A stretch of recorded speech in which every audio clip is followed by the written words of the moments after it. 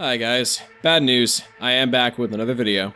So, a new indie skirmish game just dropped recently, Snack 28, a candy cannibalizing game brought to you by Fiverr at Sugar Candy Miniatures. To coincide with the game, there is a kit bashing contest going on, and I decided to throw my hat into the ring. Join me and find out how I made this monster of a hamburger. You're watching Apollo Geist.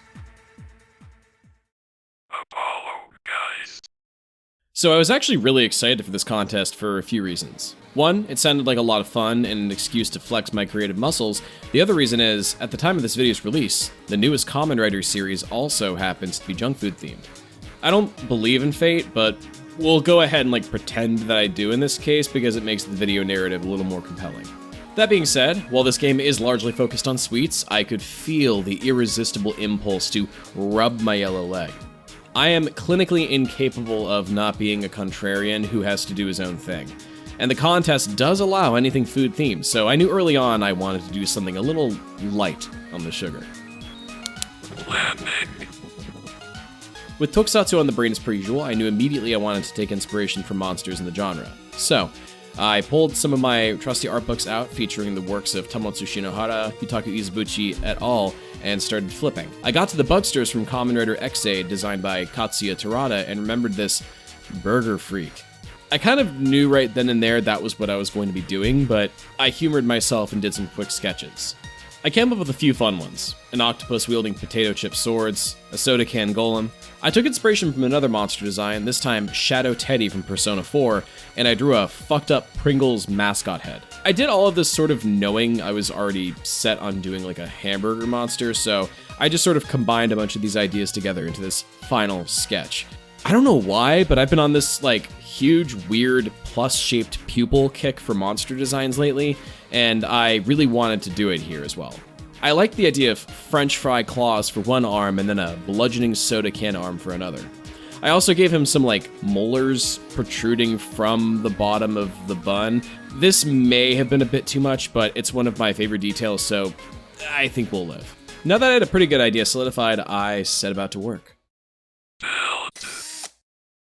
So I knew the buns would take up a lot of space, so I started out using tinfoil loosely shaped into each respective bun. This is a good way of saving space and weight. I rolled together some milliput to wrap around the foil. I don't know what possessed me, but just for fun, I mixed in some brown paint to get an approximate dough coloration. I had no reason to do this. I knew it wasn't going to show up in the final product, but I just did it anyways. Look, please, just let me have this, alright? I really need this. After letting the buns cure, I sanded them to remove the peaks and smooth them down. For the rest of the ingredients, I dealt mostly in green stuff. I rolled the patty into shape and tamped down on it with some tinfoil to give texture, and it basically didn't give me anything, but the patty ended up being mostly covered up by the end anyway. The cheese was simple, just a piece rolled thin and cut into a square. Briefly breaking from the green stuff, I cut out a lettuce-shaped piece of paper and soaked it in matte medium for that wrinkly lettuce look. Back to green stuff, for the tomato, I just did a thin disc and left it at that. All of these pieces were super glued together, and with the leftover green stuff I had, I shaped them into little sesame seeds that I glued on after everything cured. Unrelated note, y'all ever eat those really nasty SpongeBob gummy burgers as a kid? I felt like the demonic blacksmith in a direct-to-DVD horror movie making the evil version of those. Once the burger was cured, it was time to create the bitten out area, which I did using my handy Dremel and the ball tip it came with. I was pretty nervous about the whole thing breaking apart while I did this, but thankfully it went by pretty easily and I kept that gorilla grip holding it together. Afterward, I smoothed the bite mark over with some more milliput to fill in the gaps and cover up some of the exposed tinfoil. Then I sculpted the teeth, using a fresh roll of green stuff after one half of the old batch I had disappeared. Side note, be sure to replace your green stuff after a few years. This is my first new roll after using the same one since 2021, and I did not realize how badly the old one had degraded since then. This new roll is like sculpting with Cool Whip compared to the old batch. Finally, I added the eye, which was just a small blob squished into a puck with a plus symbol gently sculpted in. That's burger, baby. But I'm kind of thirsty. With a soda can, I wanted something I could crumple and pose like an actual soda can, so I thought, let's just go straight to the source on this and use an actual aluminum can. People are sleeping on aluminum cans as a crafting tool, by the way. It makes great armor paneling, and you can use them as a sculpting base for things like capes and flags. I cut it roughly to shape, glued it together, and For inner strength, I packed the inside with gently crumpled foil. The idea was I could bend the can and the foil would provide enough accordion cushioning to still retain its cylindrical shape. I'm not really sure that's what happened, but it looks fine. I filled in the gaps with green stuff and sculpted the opening of the can with a little baby soda tab. It was at this point I came to a realization. There is nothing about this that's a kit bash. This is a scratch build. I might have disqualified myself. Oh well. For the fries, I used more of the tinfoil to make the fry holder, cutting it at a rising curve on both ends to simulate the outline you tend to see on McDonald's fries. I glued it together and, After completing the fry holder, I looked through my materials for something that could work as the spuds.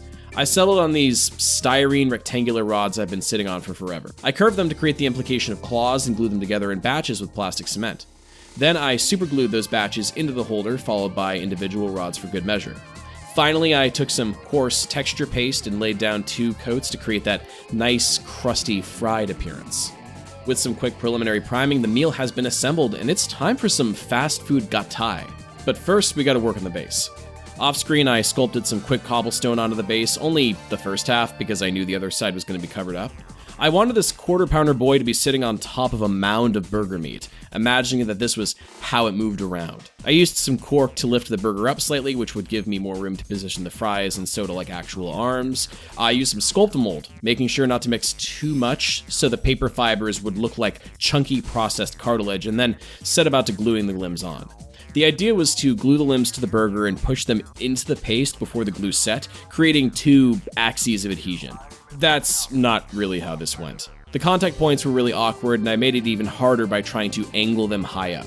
So finicky this was that most of the footage is unusable because I had to pull the piece closer to my body to micro-adjust it. But I did it, and reprimed the whole thing once dried.